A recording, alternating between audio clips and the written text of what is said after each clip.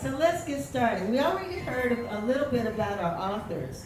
So this is a question that I would ask that you all would probably already answered for yourselves. But Kamal and Jeanette, what was the moment when you realized, or when Pierpont realized, that there was a story that needed to be told? What was the point in your life where he said, he said, I need to write this book, and either one of you was? Thank you. Good afternoon, everyone. Yeah. You can hear me? Yep. Okay. All right. Good afternoon, everyone. And I just have to quickly say this. I just want to acknowledge and give honor to Juneteenth and to Mr. Williams and Ms. Avery and Reverend Dr. Motley and all of you who are assembled. And of course, I'm always happy to be in the presence of Ms. Alley. So what was the moment that my husband Pierpont decided that he had a story? I would say he entered the White House during the Johnson administration. And that was around 1967. And I believe after he was with 4 different administrations: Johnson, Ford, Nixon, Ford, and Carter. And it was about with the Nixon administration when he felt like he had a story to tell. So my husband had been talking about writing this book for 30 years. He felt it was important for him to share his story, that young people, our children, Tony and Patricia, who are here, to share with them, as well as all of our relatives and all of you and all of your children, because he thought it was important for the history to be told about the trials and tribulations that he went through at the White House and beyond, when he went on to agriculture and the Interior Department. So again, he wanted to leave a legacy. He wanted to tell the story. And in his book, you'll see, and I'm going to be quiet so I can turn it over, the book also has platitudes and advice for young people, or for any of us who are in the work world or who are just trying to make it, in terms of the things that he practiced that helped him get through the discrimination and all the other things that he was faced with. Thank you. Before you ask the mic on, Jeanette, I would like for you to tell folks a little bit more about your husband. Well, we know he works for the White House. We know he wrote a book, native Washingtonian. And what else can you tell us about his life? So he had 4 siblings, 3 other siblings, and his parents were sharecroppers who came up here from South Carolina, and he was the only one that was born here in the District of Columbia. And his name is unique, Pierpont Mobley. When his mother went into labor at Freedman's Hospital, she had not yet picked out a name, her and her husband. And so the nurse said, well, why don't you name him after Pierpont Morgan, Chase Morgan, you know about the bank? Well, she did, they did, but she didn't give him the money. But anyway, so he always laid claim to the fact that he is the only Pierpont Morgan Mobley. So the things that shaped him, not only the advice that he got from his parents, his father was a laborer, his mother was a beautician, and just seeing how diligently they worked. They wanted to come here to DC to get a better life because they were tired of being a sharecropper. And they instilled in him that you can do whatever you want to do. You can be whatever you want to be. You just have to work for it. And so as he was growing up, he experienced discrimination, racial profiling on H Street, Benning Road, where him and his friends would be walking the streets and they would get stopped by the cops. He started going to McKinley Tech. And when he went into McKinley Tech and he saw how nice it was, he said, oh my gosh, I've died and gone to heaven. This is a clean school and everything else. Well, he was only there for about a week or 2. And then they said, well, no, you have to go to Eastern. So when he entered Eastern High School, that was during the period of when they were just desegregating it. And he actually had to have police officers walk him and other individuals to school. And he often tells the story of how the teachers, the white teachers, did not want to see these black students who had been sent to Eastern to succeed. And so they started telling him and talking to him about different historical figures that they had never even heard of, which caused their grades to go down. So he decided that what he wanted to do was to fight for black people. That he was tired of seeing black people being discriminated against and not having the opportunities. It also furthered him because when he left Eastern, they told him he had to go to Armstrong. So he actually graduated from Armstrong High School. And he went to Armstrong High School. He was so disappointed because the paint was peeling off the walls. He had the books of his sister who had graduated 3 or 4 years earlier. And it just was a dismal thing. So he decided that when he went to college, he wanted to specialize in civil rights. And that's basically his story, because those life experiences shaped him in terms of who he was. Jeanette. Thank you. Mama, I want to ask you the same. I appreciate that. Give her a round.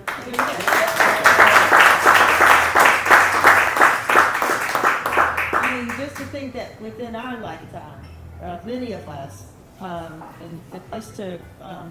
Mobley, what old was he? He's 88 years old when he passed. So we know that what he experienced as a high school student in Washington, D.C., it is only a generation away, right? Anyway, well, same thing for you. When did you realize there was a story that had to be written? What motivated you to write a century? Yeah, I turned 60, and I saw that my chili bowl unloading the truck days were getting behind me. And I said, what's my next journey? Along with that, we had 3 black boys killed from gun violence who worked at Ben's Chili Bowl. Ulysses Trey Glenn was 20 years old. Jamal Walton, 25 years old. Tim Spicer, 25 years old. Had a first cousin shot and killed behind Jackie Lee's up on First and Kennedy years ago with an unsolved murder. So when you grow up in this city and you see, young black men and boys killed from gun violence, when is enough enough? And when I thought about what is my next journey, I thought that this is something I could help with, is speaking to young black men and boys and really helping them change their mindset. I said, what's going on with them? They're perfectly capable, they're wonderful, they're our children. I said, what's going on that this is existing in our culture? And my dad used to teach me that you change your thinking, you change your life. And he was my inspiration. He took a class in the 70s from Success Motivation Institute in Waco, Texas. The early principles of the Dale Carnegies and the Napoleon Hills and Zig Ziglars.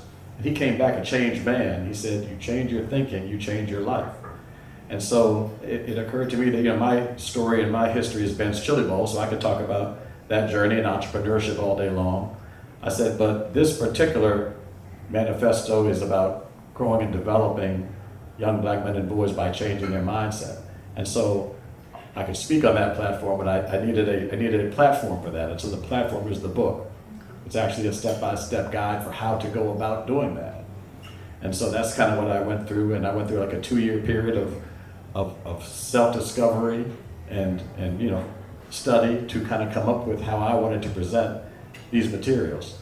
And my dad, as he taught me those materials, he said, son, it's nothing that I invented, right? These are universal truths of the world, right? It's raising your consciousness. These are universal truths, and we all receive them differently. We all understand them differently. So I presented a very open-ended book towards, this thinking.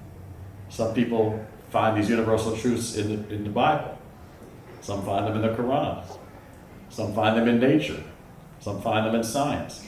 They're all the same universal truths of how we function, and it's very much an internal guide from learning about yourself and valuing yourself. So these young men kind of changing their identity from what society tells them that they don't have worth, they don't have value, to recognizing your God-given worth and value, building yourself up and expressing that to the world.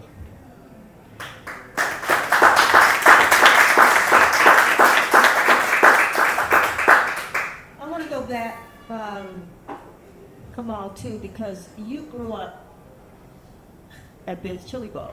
That was home, right? But you got a chance to see, because you know where you all were, the stores located in Washington D.C. and I guess the incidents of what's been happening in our community for years.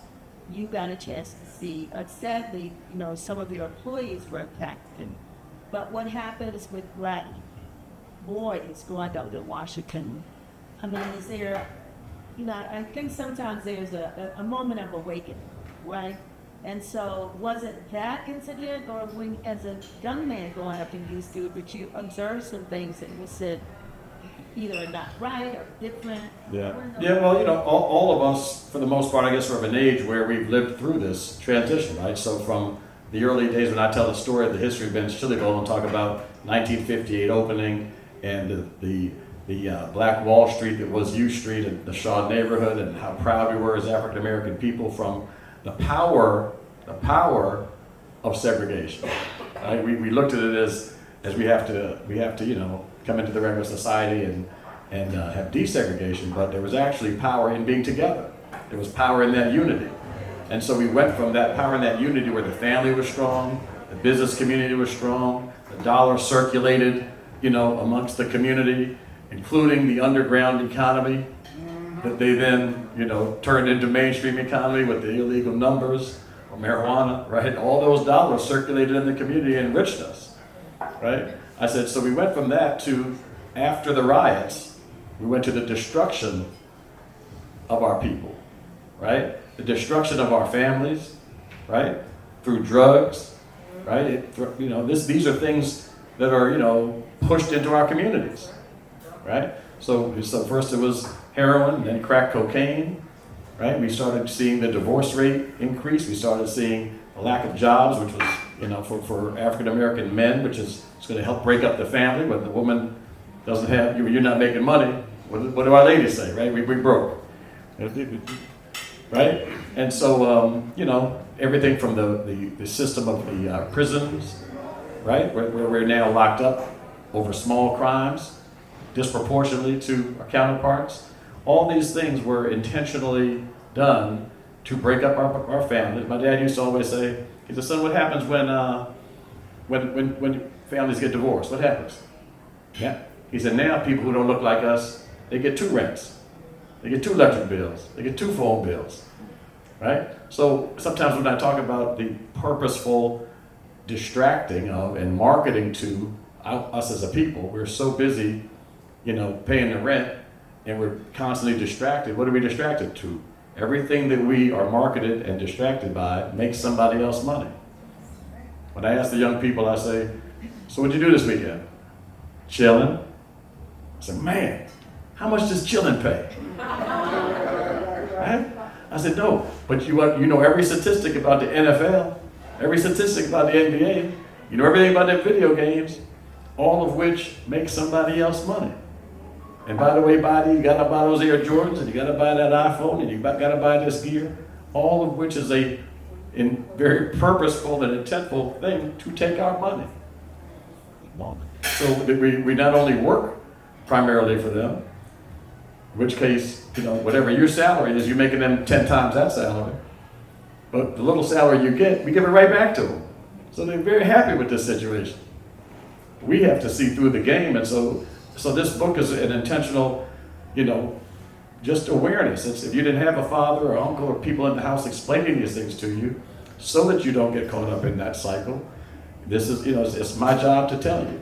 And I really look at this as an interesting, piece towards this Juneteenth. Is I thought the other day about the Underground Railroad, and I said, we should feel like we're the ones who broke free to the north, and we're good. But we're not going back to get nobody else because we're still enslaved. There may be mental chains, maybe economic change, but we are still enslaved as a people.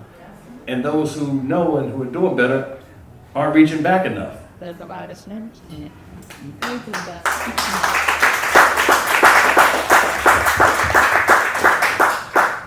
I grew up in Washington too, and as a teenager, and I'm getting ready to tell myself, because, you know, all my friends were, my dad was taking, my friends were going down and buying, y'all remember Sebastian's? You know, she would come to Sebastian's anyway, she has cost $20. At night, my daddy said, no way. You know, so I used to buy my shoes from St. Rep. The big men, the tennis shoes, $5.99 for 2 pair. But when I would want to buy clothes with labels, as a publisher of a newspaper, you said, that's what I'm saying, your dad and my dad and your sponsor, you all of them came from the same school, right, because of their experiences. And he said, if they're not paying you to wear that label, don't wear it. And so here I am with no label clothes. But anyway, Jeanette, if you would tell us a little bit about, you know, maybe some of the stories or a story or two that Pierpont shared with you about his time at the White House. He talked about his experience. He went there under so many presidents. But tell us, you know, maybe a couple of stories that he just probably like to tell over and over again to everybody. Thank you. Pierpont was quite proud of the fact that he was able to help a lot of individuals get jobs, not only at the White House, but throughout the federal government. And he tells a story by being in the White House personnel office that they would get resumes. And when the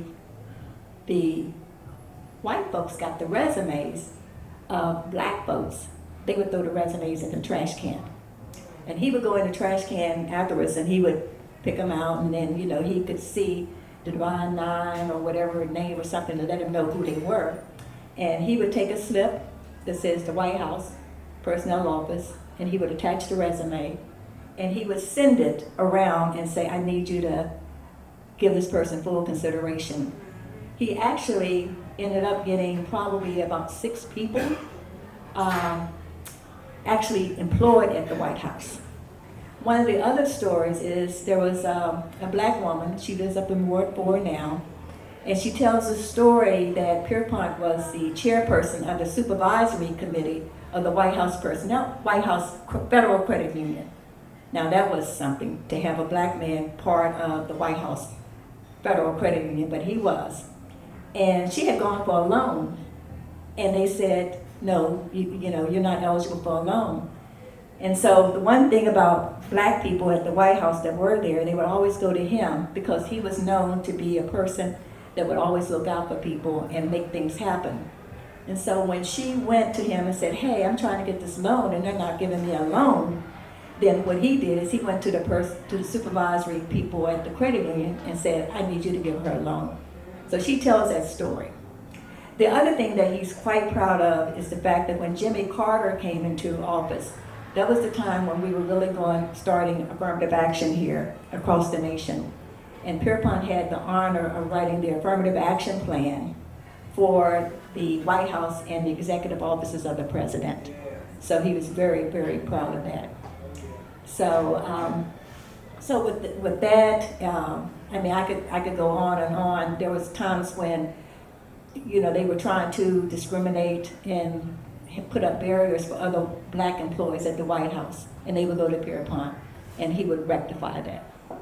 I know he was outspoken in a lot of ways, and if he were still with us today, in body, because I know he's with us in spirit, I'm sure he may have said some things even before he passed about this administration and what he's seeing in the White House. I don't know if there's anything that he commented on that. Oh yes.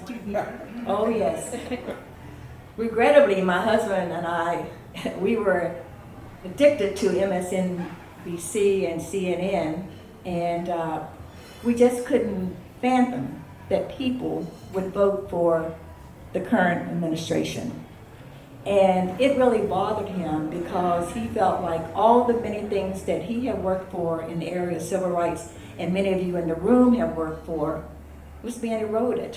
And that really, really bothered him. And so, you know, we did our things in terms of, you know, writing letters to Congress and, you know, participating in you know, the different, you know, walkouts and everything else. But, you know, what can we say? But we need to stay fast. This man is not going to be in office for a long time, and we just really need to stick together as a people. We need to talk to our younger people so that they understand the importance of what's going on and what we need to do as a people to stay strong, to work, to have that resilience. We have got to get back to what we used to do when we had a movement. When we had a movement. We're missing the leadership. We're missing the churches. Okay? You all are here in this room. You have these wonderful nonprofit organizations, but you can't do it all by yourself. So we got to start making demands. And we got to make sure that when we work with people who seeking political office, that they have our best interests at heart. Absolutely.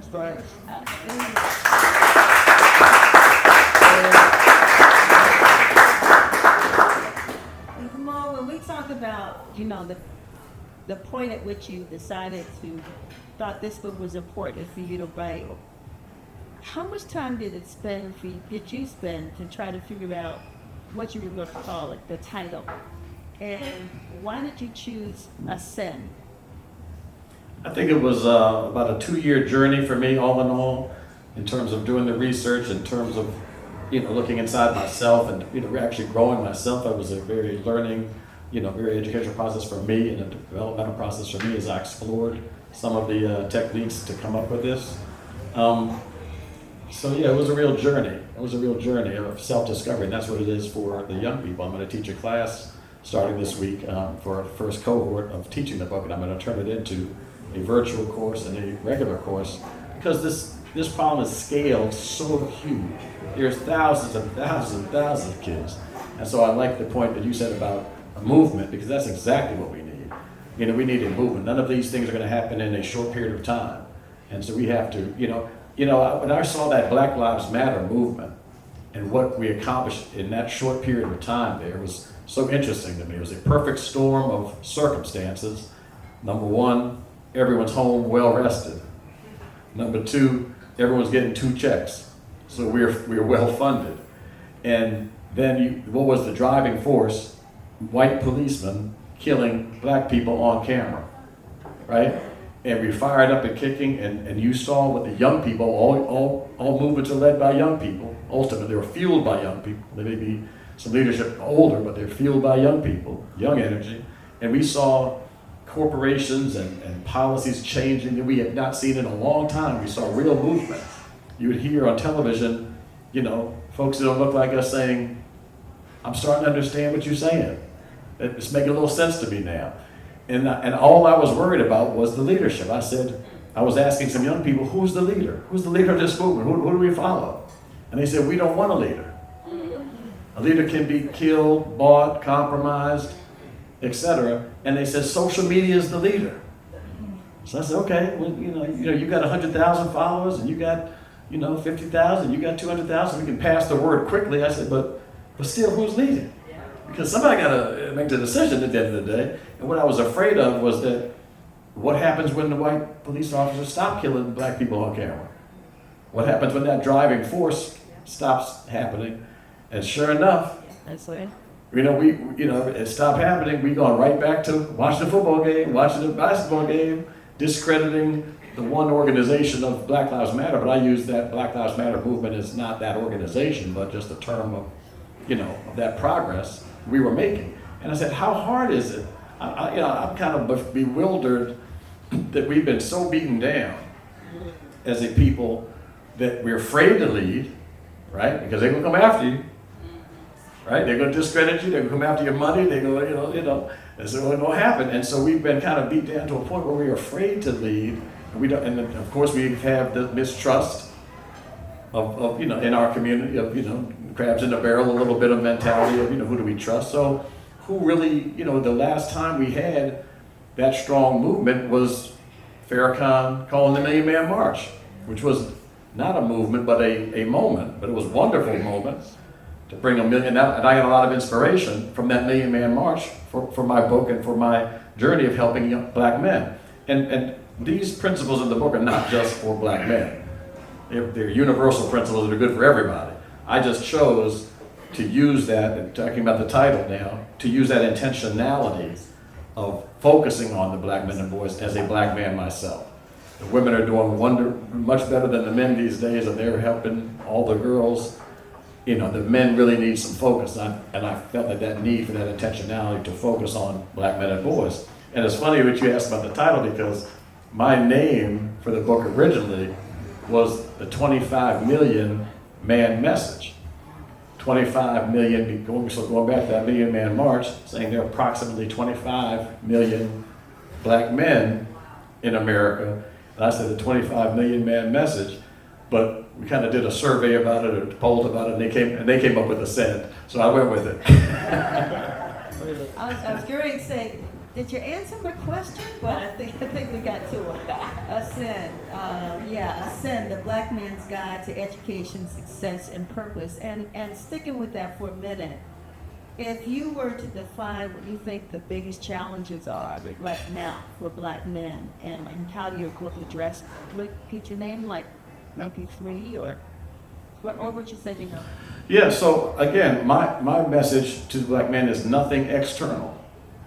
It's all the internal program, right? I mean, yeah, we can talk about all the external problems that exist, but my focus is on the internal program of our mindset. That despite all odds, all odds, we can all name, people on this wall who've overcome tremendous odds, right? People who continue to believe in themselves and to continue to have faith in God, continue to use their minds and their spirits and their bodies and maximize what they have, because they knew their identity. They knew their greatness. They knew their value. And our young men and boys these days do not. They don't value themselves. They don't love themselves. So you can't even get into the game of life. It's hard to even educate them or train them when they're broken psychologically, right? So that first chapter is on healing, right? The second is on identity. Like I said, identity. How do you see yourself? What is the value that you see in yourself? Do you realize that God made you perfect from day one? That He gave you everything you need to succeed? Do you really realize that? Because if you did, you'd understand how valuable you are. And if you understood how valuable you are, and now it's next is, I'll just say that you control, that you're in charge. Stop thinking everyone else is in charge of your life. You're in charge, and when I say you're in charge of your life, you're in charge of your thinking. And if you're in charge of your thinking and your programming, you take responsibility for that, you can learn anything you want to learn. You have a supercomputer in your head that will, I guarantee it'll learn anything you wanted to learn. And we don't have what our grandparents didn't have. You pick out your phone and you got Harvard University in your back pocket. You don't need school tuition. In your back pocket, we have access to all information. These are some of the things that I trained in the book. Wonderful. We went through a period with the advent of the internet and a lot of things where people thought books were becoming obsolete.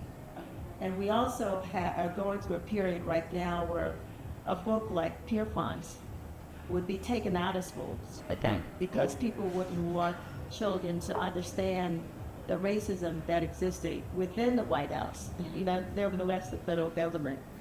And before I ask this question, because one, we've seen a resurgence, fortunately.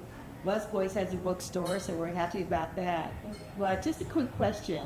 How many of you all are in the process of reading a book right now? Glad to see that. And so that's what I want to ask you two, because a lot of information, they used to say you could leave books. The former president of Central State University a long time said, one car you don't have to be worried about someone breaking into was the one where somebody leaves books on the backs. Right? Or they used to say also, if you wanted to hide money, just put it in the Bible and leave it on the front table, because nobody's gonna pick it up. But it sounds like people are reading it.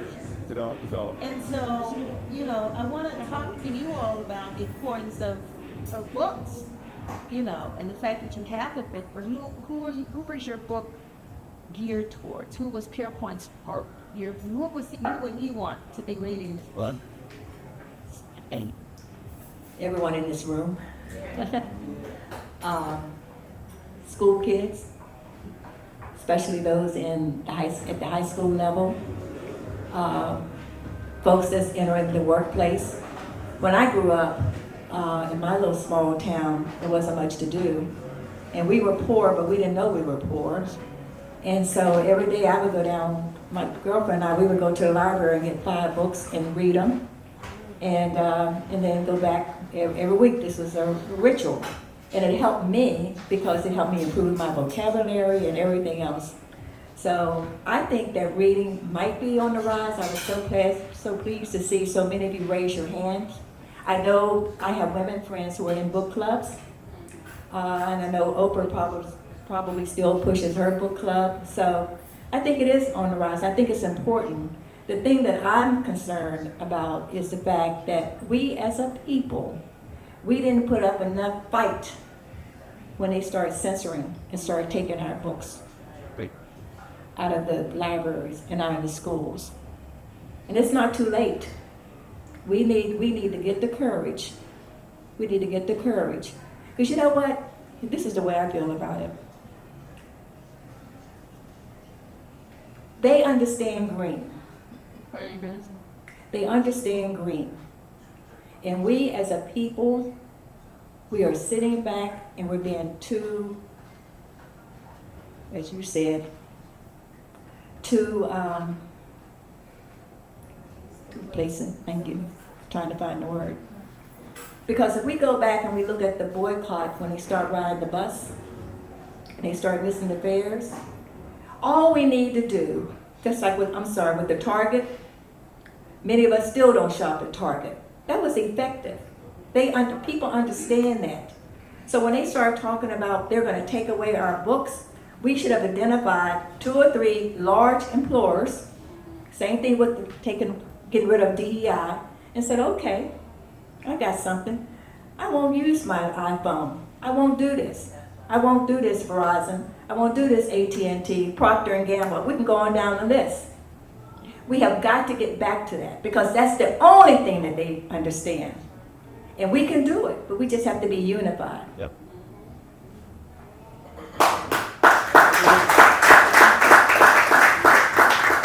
Yeah, I would say that I'm under no false illusion that everyone's gonna read these books.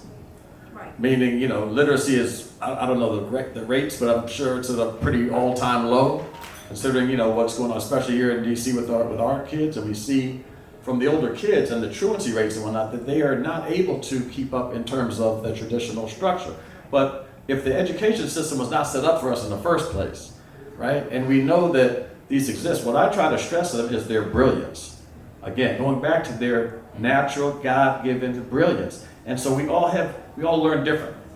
And that's okay. But if you understand your value and your worth, you say, if you're a visual learner, if you're an experiential learner, listen, there's YouTube, there's Google, there's books on tape. There's a million ways to get this information. And it's our job to give it to them in all these various fashions.